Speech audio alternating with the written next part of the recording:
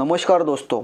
19 मार्च 1945 को Adolf Hitler ने अपना मुख्यत नीरो डिक्री जाहिर किया, जिसमें जर्मनी को विनाश करने का आह्वान दिया था। ऐसा क्या हुआ था उस हफ्ता में जो हिटलर को जर्मनी को विनाश करने का आदेश देना पड़ा? चलो गहराई से समझते हैं। हिटलर ने जर्मनी को नष्ट करने का आदेश दिया। इस आदेश को हिटलर के आयुध मंत्री अल्बर्ट स्पीयर ने काफ़ी हद तक विफल कर दिया था और तीसरे रेह के पतन के रूप में हिटलर के कमज़ोर अधिकार को उजागर किया था।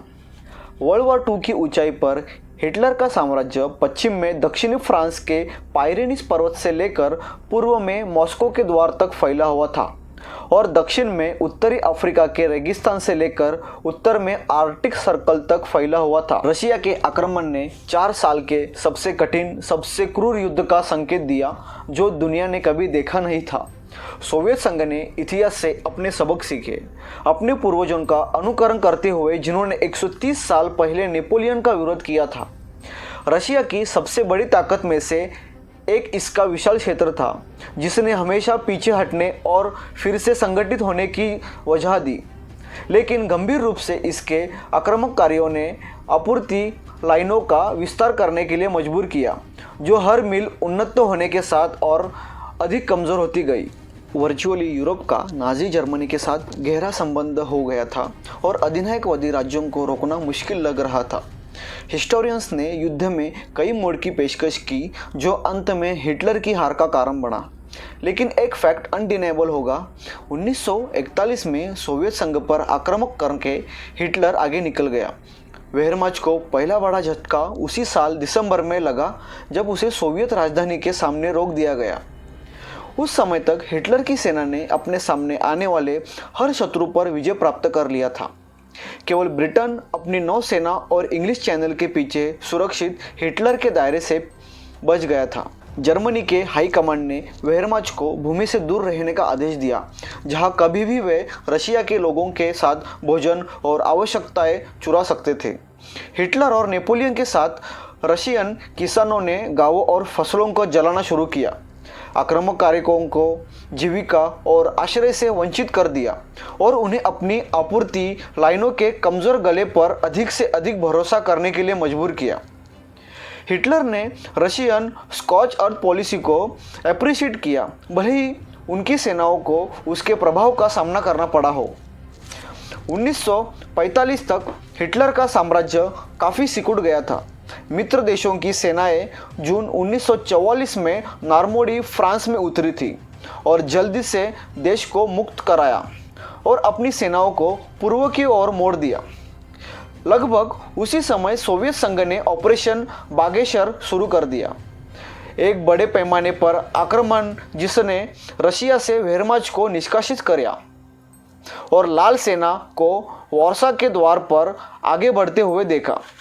मार्च 1945 तक तीसरे रेह में जर्मनी, मध्य यूरोप के कुछ क्षेत्र, उत्तरी इटली, डेनमार्क, नॉर्वे और कुछ हॉलैंड शामिल थे। दीवार पर कहावत लिखी थी कि मित्र राष्ट्र जल्द ही युद्ध जीतेंगे। जर्मनी उन्हें रोकने के लिए पर्याप्त शक्तिशाली नहीं था, फिर भी हिटलर ने अपना विश्वास कायम रखा कि युद्ध अभी भी जीता जा सकता है।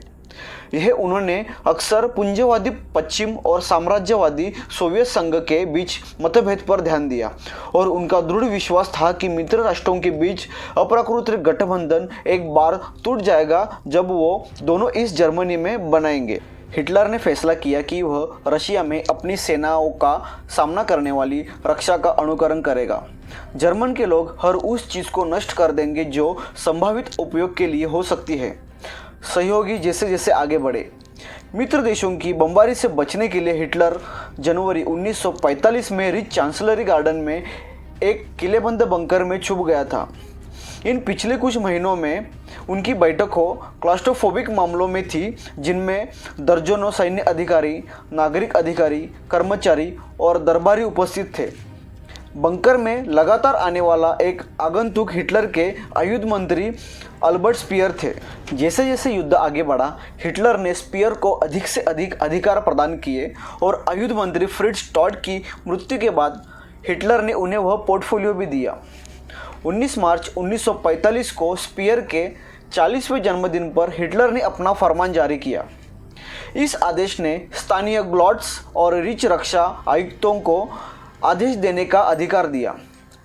उस आदेश के चलते कारखाने, खेतों, बिजली संयंत्रों, रेल लाइनों, पुलों और आपूर्ति प्रतिष्ठानों को उड़ा दिया जाना था, अन्यथा स्थायी रूप से सक्षम कर दिया जाता।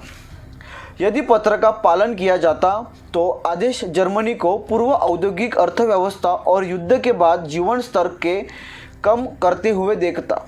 आधिकारिक तौर पर आदेश को रिच क्षेत्र पर विनाशकारी उपाय कहा जाता था, लेकिन इसे नीरो डिक्री का उपमान दिया गया था।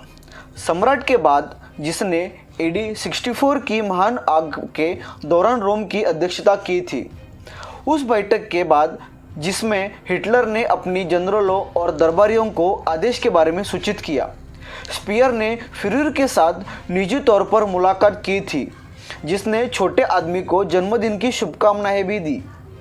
दोनों के बीच पहले भी अनबन हुई थी और पिछले 1.5 साल में उनका रिश्ता काफ़ी ठंडा हो गया था। फिर भी, जैसे कि स्पीयर ने बाद में उल्लेख किया कि यदि हिटलर सच्ची मित्रता के लिए सक्षम होता तो वह उसका सबसे अच्छा मित्र होता। हिटलर ने उन्हें एक हस्ताक्षरित तस्वीर की पेशकश की और माफ़ी मांगी कि उनके हाथ कट होने के कारण शिलालेख मुश्किल से किया गया था। स्पीयर ने विनाश के आह्वान पर अपनी आपत्तियों को दोहराते हुए अपने गुरु को एक नया ज्ञापन प्रस्तुत किया। हिटलर ने इसे लिया और वादा किया कि वह लिखित प्रतिक्रिया देगा। साक्षात्कार के अंत तक हिटलर ने जिस गर्मजोशी से उनका अभिवादन किया था वह पूरी तरह से जा चुका था। कुछ दिनों बाद हिटलर ने स्पायर के ज्ञापन का जवाब दिया, जिसमें कहा गया था कि आयुध मंत्री अपने में गलत थे और विनाश की आवश्यकता पर अपनी पहले की स्थिति को दोहरा रहे थे। कुछ गॉलर्स ने उनके आदेशों का पालन करने की मांग की, पर एक्सप्लोजिव मटेरियल्स और सैन्य की आपूर्ति पहले से ही कम होने के कारण मोर्चे पर उसकी आवश्यकता थी। फील्ड मार्शल वॉलट मॉडल जैसे सैन्य कमांडो ने भी इस आदेश को सैन्य उद्देश्यों के प्रतिकूल माना, क्योंकि हिटलर ने वादा किया था कि दुश्मन द्वारा ली गई भूमि जल्द ही जर्मन सेना द्वारा वापस ले ली जाएगी। हालांकि फील्ड मार्शल भी वास्तव में ऐसा नहीं मानते थे। जब स्पीयर महीने के अंत में फिर से हिटलर से मिले तो उन्होंने फ्यूहरर को विनाश परियोजना पर अधिकार देने के लिए राजी किया। हिटलर अब तक शायद इस बात से अवगत था कि उसकी योजना ही नहीं होगी और वास्तव में ज़्यादातर मामलों में इसे अंजाम नहीं दिया जा सकता। यह सब चीज़ें हिटलर का चेहरा बचाने के लिए थी, लेकिन हिटलर अंत तक अपना फैसला वापस नहीं लेना चाहता था। इस बात से वाकिफ था कि यह फैसला निराशाजनक था।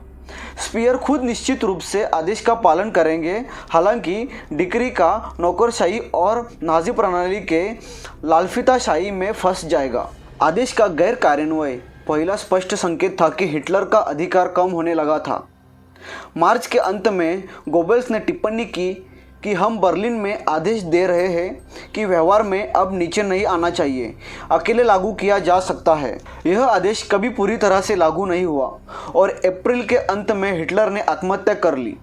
स्पीयर को बाद में मित्र राष्ट्र द्वारा गिरफ्तार किया गया और न्यूरमबर्ग में उनका मुकदमा चलाया गया, जहां नीरो डिक्री के प्रति उनके प्रतिरोध ने उन्हें न्यायाधीशों के बीच कुछ सद्भावना दिखाई।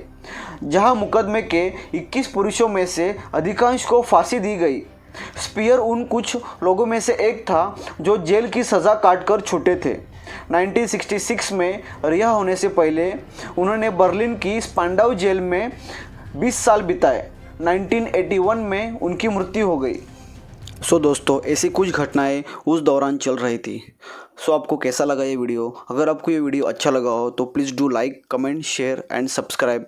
मैं आपके लिए ऐसे कंटेंट लेके आऊँगा। Thank you.